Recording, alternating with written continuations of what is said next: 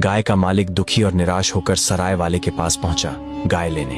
तभी सराय वाले को उस पर बड़ी दया आई। उसने उसे रानी के पास जाने की सलाह दी और बोला, हमारी नई रानी बहुत चतुर है, वह तुम्हें जरूर कुछ उपाय बताएगी। किसान राजमहल पहुंचा और वहां के दरबान को अपनी पूरी कहानी सुनाकर बोला, भाई साहब, मैं बड़ा दुखी और गरीब आदमी हूँ, क्या आप किसी तरह मेरी भेंट नई रानी जी से करवा सकते हैं? दरबान बोला, मैं मजबूर हूँ भाई। राजा साहब ने किसी भी फरियादी को रानी से मिलने की सख्त मनाही कर दी है, मरता क्या न करता।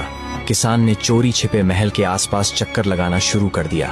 उसे एक बगीचे में रानी चहलकदमी करती दिखाई दी। फिर क्या था, बगीचे की बाड़ फांद कर गाय वाला अंदर जा पहुंचा और रानी के आगे गिड़गिड़ाकर अपने साथ हुए अन्याय की कहानी कह सुनाई। चंपाकली ने थोड़ी देर विचार किया, फिर बोली, मेरी बात ध्यान से सुनो।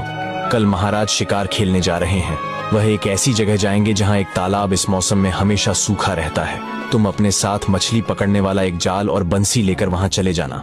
जब राजा साहब दिखाई दें तो ऐसा अभिनय करना मानो तुम मछलियां पकड़ रहे हो। महाराज तुमसे जरूर पूछेंगे कि तुम सूखे तालाब में मछलियां क्यों पकड़ रहे हो। तब तुम उनसे कहना, यदि एक गाड़ी बछड़ा पैदा कर सकती है तो क्या सूखे तालाब में मछलियां नहीं मिल सकती? अगले दिन किसान बंसी और जाल से लैस होकर सूखे तालाब पर पहुंच गया। तभी वहां राजा अपने सैनिकों के साथ शिकार करने आ पहुंचा। उसने देखा कि एक बूढ़ा व्यक्ति सूखे तालाब में मछलियां पकड़ रहा है। राजा उसके पास गया और पूछा, तुम सूखे तालाब में मछलियां क्यों पकड़ रहे हो?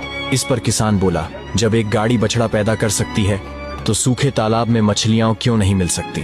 किसान का उत्तर सुनते ही राजा हैरानी में पड़ गया। वह किसान से जोर से बोले, ये तुम किसकी बोली बोल रहे हो? तुम तो ऐसा कभी सोच भी नहीं सकते। सच सच बताओ, क्या तुम रानी से मिले थे? किसान इनकार न कर सका। उसने तुरंत स्वीकार कर लिया कि ऐसा करने की सलाह उसे रानी से ही मिली थी।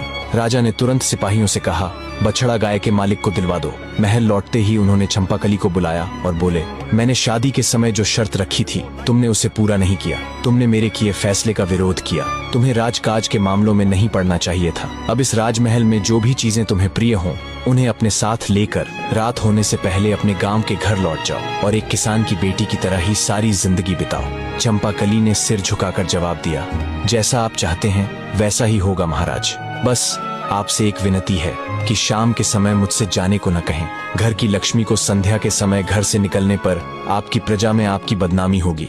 राजा बोले, ठीक है, आज रात हम आखिरी बार एक साथ खाना खाएंगे, कल सुबह तुम चली जाना। चंपाकली बोली, ठीक है महाराज। अब चतुर चंपाकली रसोई में गई और रसोइये से तला भुना स्वादिष्ट और गृष्ट भोजन बनाने को कहा। भोजन के साथ पीने के लिए स्वादिष्ट और कीमती मदिरा भी मंगवाई। सुस्वादु भोजन अधिक खाया भी जाता है और उसके बाद आलस्य भी अधिक आता है।